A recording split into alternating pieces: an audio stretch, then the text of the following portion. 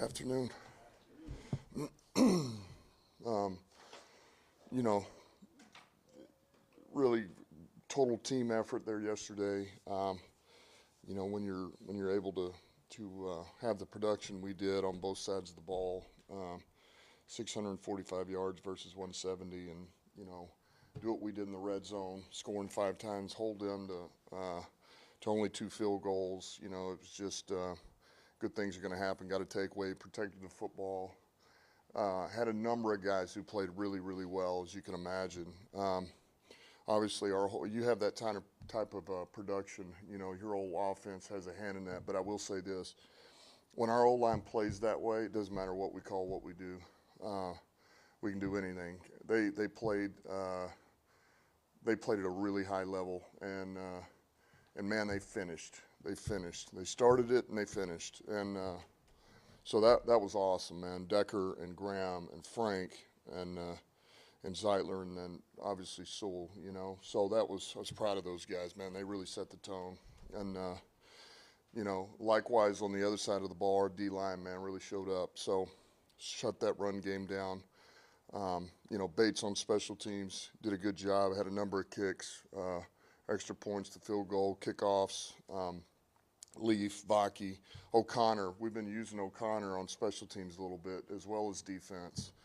And kickoff, he's helping us out, man. Field goal block. So there's things he's doing that's like, all right, man. Neiman. And then defensively, Kerby and Jack really showed up for us. And Rodrigo, it's good to get him back. And then Vildor stepped in and did a nice job for us.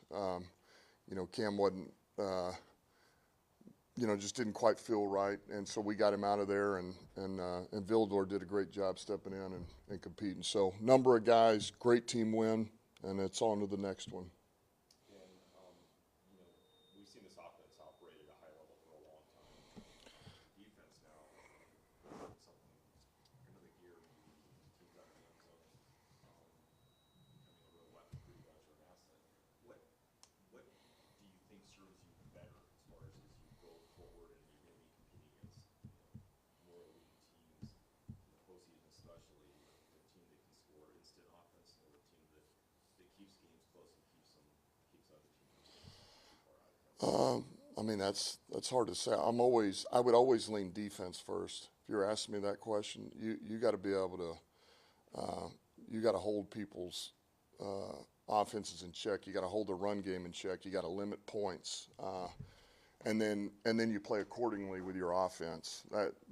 You asking me that question, that's the answer I would give you. I think you better have a damn good defense, and they better. Because there again, you go on the road, who knows where you're at. Defense in a run game travels. No matter where you're at, where you go, home, away, elements, the whole thing. And so I would lean there. Yeah, the tone that you used that we got to see in the behind-the-scenes locker room talk with the group last night was definitely different than I think the tone you would have used if you guys would have won by 46 in your first year here. Is this a point where every great team in your experience gets to where the coach basically says, if you put the work in, this is what you're capable of? The proof is in the pudding? I do think that, or again, we're in a unique situation here because of,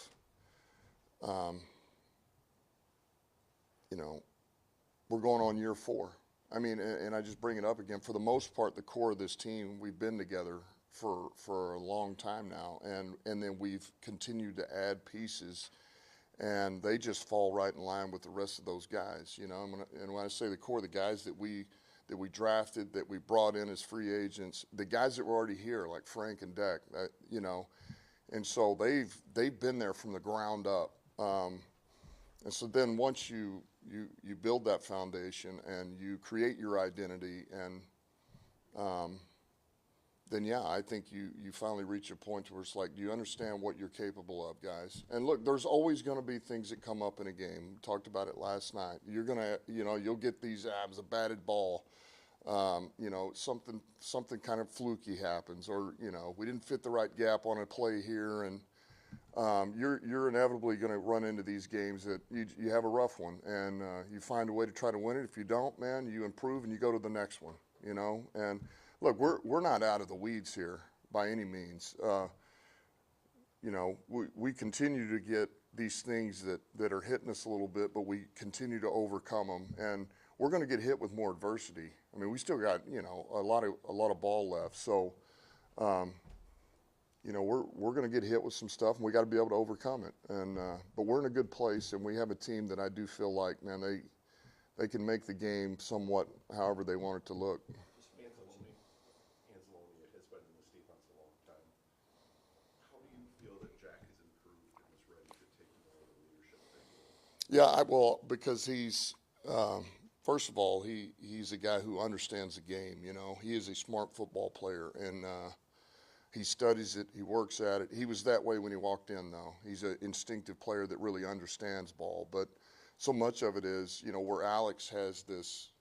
You know, he knew exactly he knows what AG's thinking. You know, they've been together long enough to where we get in this situation. This is what you want. This is how we're doing it. This is the, and I think that's where Jack is. I mean, he's been right in his hip pocket. I mean, he's, you know, and he watches that and he learns and he listens and, you know, I mean, we were doing these in spring. Alex wasn't even here yet. Alex came in a couple of weeks later, and we were doing these situational scenarios where we're letting Goff call it and we let Jack call it on defense. So this isn't the first time he's kind of had to take a little bit of a role like that, and he's going to be fine as far as that. He'll step right into that, and he'll embrace it, and I think you'll see him thrive. How much, if at all, can Iffy help you? You know, linebackers sort of filling in. You've lost a few guys now, obviously. I don't know if he's Yeah. not that position, but the things he can do, can you? Yeah, well, look, because this is going to come up anyway. He had something come up, and he won't be ready for a while.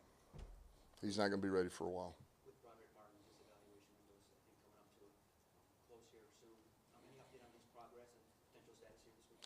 Yeah, he's been doing a good job. I think you know, he's done a solid job out there on practice squad. You know, giving us a good look and trying to work his craft. So I think we would like to get him on the roster here and at least have him, and then, you know, just see where it goes.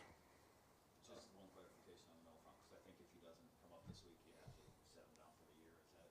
Yeah, but this is a different injury. So now it's falls under a whole nother deal. It's like a reset. He could still come back in theory. Potentially, yeah. Yep. Malcolm Rodriguez has really stepped back into the defensive rotation this season. Just how much comfort does that help with Alex being down for a while too?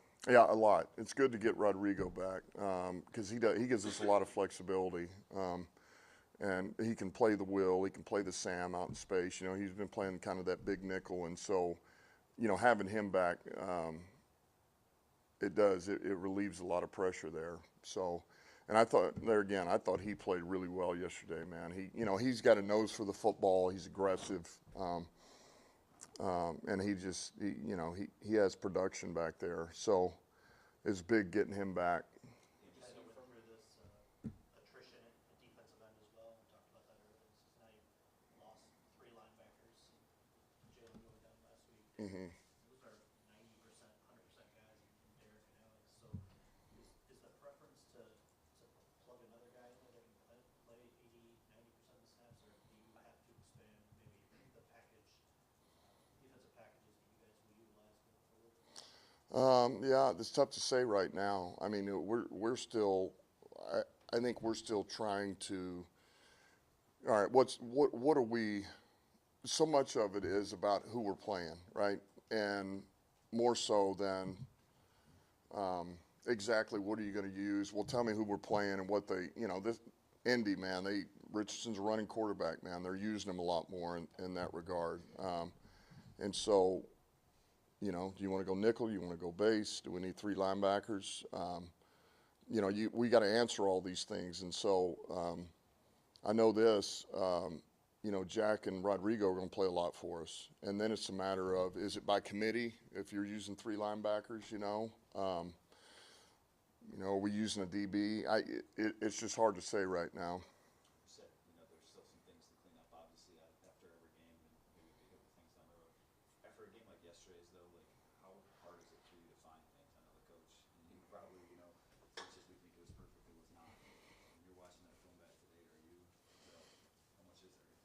Yeah, there's stuff to clean up. And if I told you we had one where if his split is a yard wider, where it should be that it's a touchdown, or if I block the right guy, it's a touchdown as opposed to, whatever, 6-yard gain, those came up, and defensively, we were out of position on some things, but it didn't bite us. We were fortunate, and you won't have that luxury if you're playing Josh Allen or Mahomes, or though you're going to find it. And so those are things that we got to clean up. So yeah, there's things to clean up. Even as good as everything was, and how productive we were, there's things to clean up. By the way, I'm sorry. It's another reason why Ben Neiman's here too. Like, thank God for that guy, because he can play every one of the spots. And smart guys, played a lot of football, and we have no problem plugging and playing him anywhere either. So. As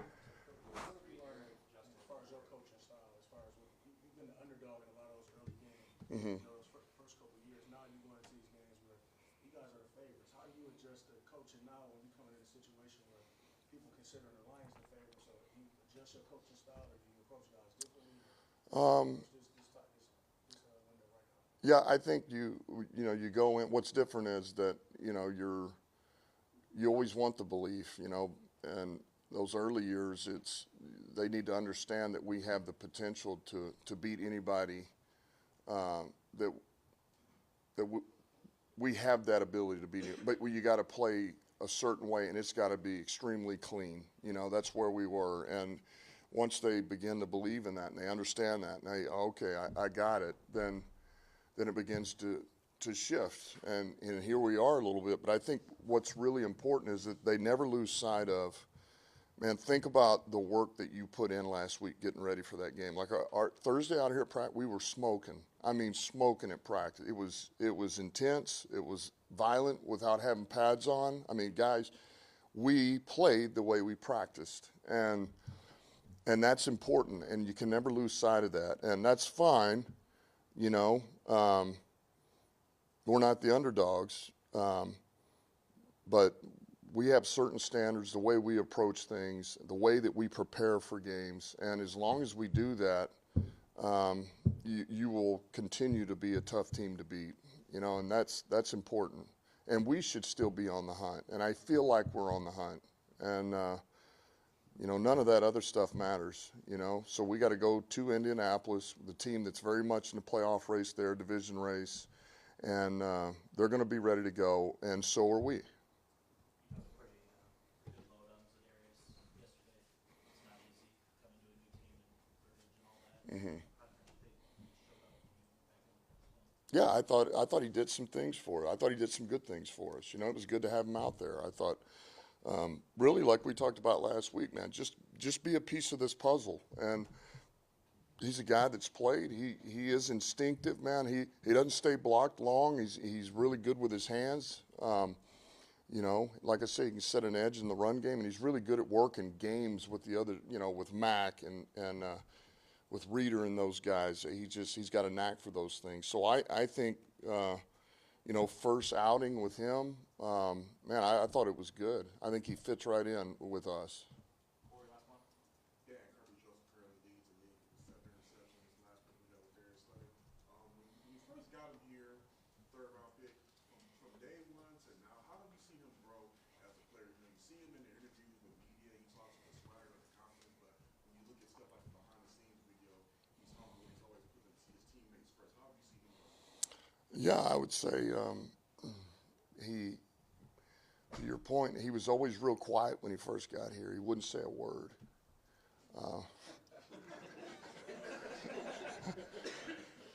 And now he's really,